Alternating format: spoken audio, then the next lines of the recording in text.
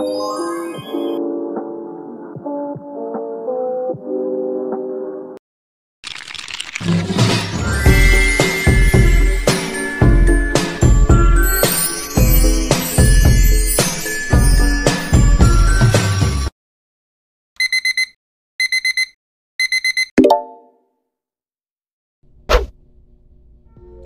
guys, good morning. Today it's Thursday and 9 a.m. and magagayak na dahil pupunta ako kay Ate Tony. And ngayon yung wait guys, buksan ko yung ilaw. Wow! Ngayon yung gagawin namin preparation for upcoming Saturday. And watch us guys kung paano kami mag-prepare para sa magiging immersion namin upcoming Saturday. See you later, guys.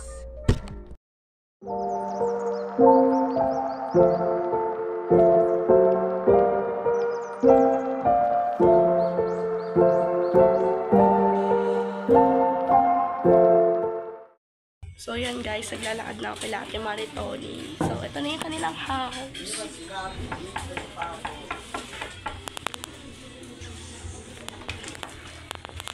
Hi guys! Ay, sorry. So, yan guys. Magpe-prepare na po kami para sa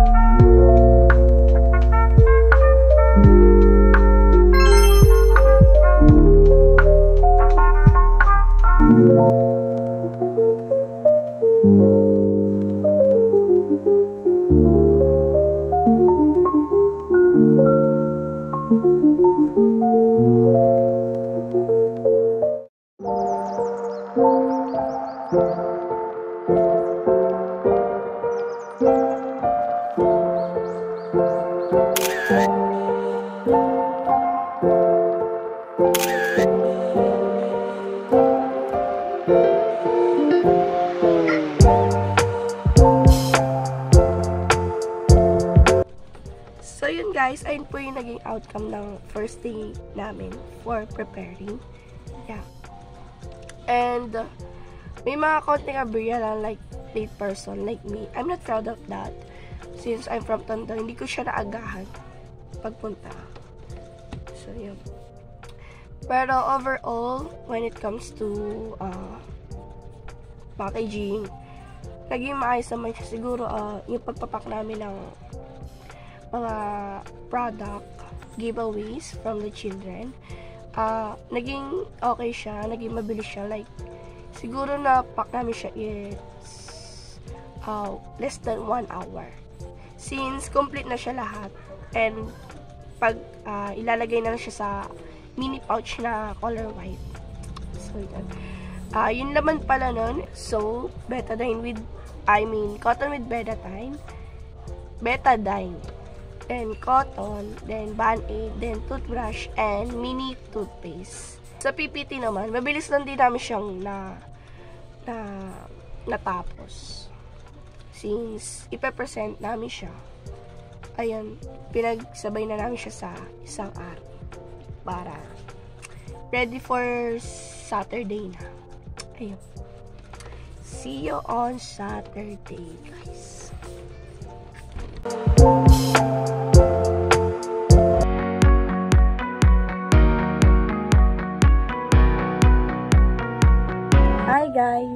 seize the day. And today, it's already 6:30 a.m. and ready to go na ako kay Ate Maritoni. I mean, sa barangay. Siguro doon na lang ako dediretso if ever. Para hindi magkagol. Kasi 8 a.m. yung call time namin. And I hope na maging successful tong araw na to. At walang aberde na mangyayari. Like, happy lang, ganyan. At may mapulot sana sila na aral tungkol sa hygiene and sa mga proper hygiene. And see you guys later. Bye!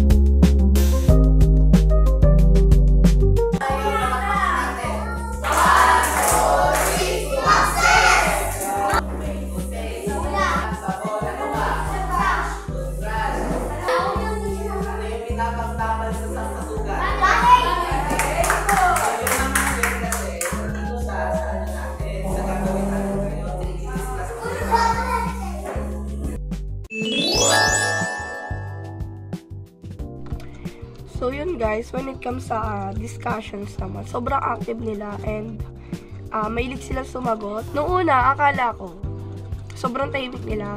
Pero alam naman namin na nasabihan na rin kami na habaan namin pasensya namin kasi sobrang ingay. Tapos ayun nga, sobrang ingay talaga nila and nakakatuwa lang kasi sobrang comfortable nila sa amin. Even though na kakakilala lang namin, mahilig sila sa sa hug. Lalo na yung mga maliliit na bata, na babae. Sobrang lapit talaga nila sa amin. So, ayun.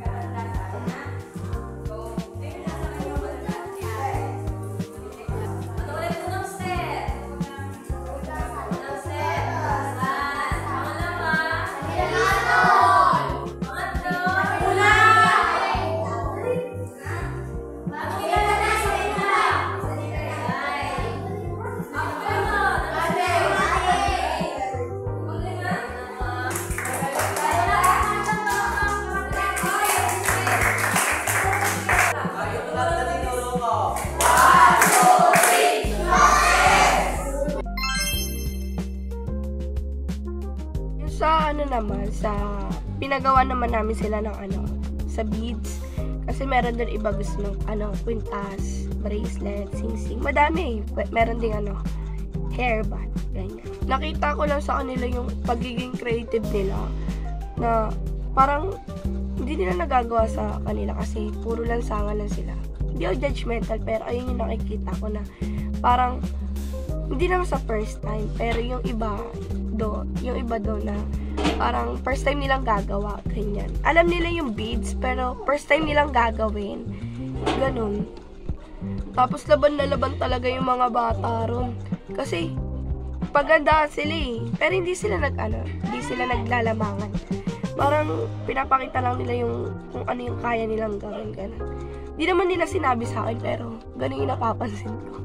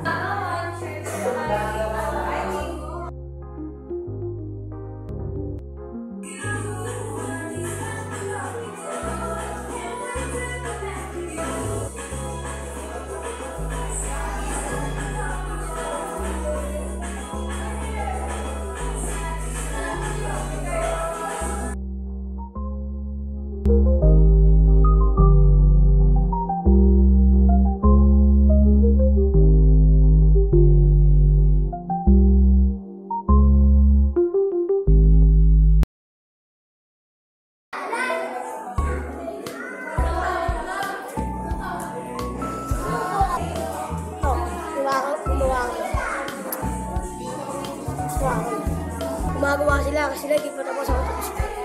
Pinagawa ko lang kasi tulong ko kuya din. Kasi nga niya eh. Hindi na bahala doon. Pauwi na talaga. Mamaya na ulit. Pabalik ko. Tignan ko na siya. Okay. Kamukha ko. Tignan ako. Hindi na sila pagkain.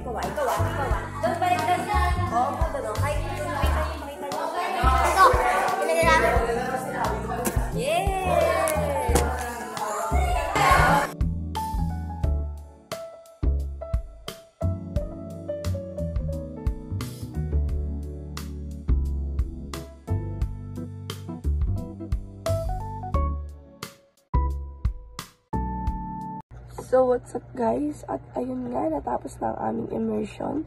Ang naging reaction ko or na-feel ko after and during immersion is lungkot at saya. Sa saya naman is nakasama namin sila. Naituro namin yung mga tamang way kung paano gamitin yung kit na binigay namin. Then, nabigay nila rin yung talent na kaya nung ibigay.